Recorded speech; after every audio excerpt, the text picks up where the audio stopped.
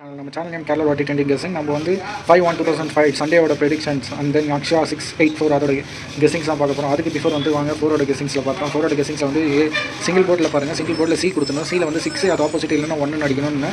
சியில் வந்து பார்த்திங்கன்னா 1 வந்து பக்கவாக பாஸ் ஆகிடுச்சு. நம்ம என்ன அடிச்சது 5-1 அடித்தாங்க. இதில் வந்து பார்த்திங்கன்னா 1 ஒரு பாயிண்ட்டை இறக்கி அடிச்சிருக்கோம். அண்ட் தென் வந்து பார்த்திங்கன்னா இதில் 3 டிஜிட்டில் பார்த்திங்கன்னா இங்கே பாருங்கள் சியை வந்து சாலிடாக நம்ம கொடுத்து வச்சிருந்தோம். அதை வந்து அப்படியே டேரெக்டாக இது பண்ணியிருக்காங்க.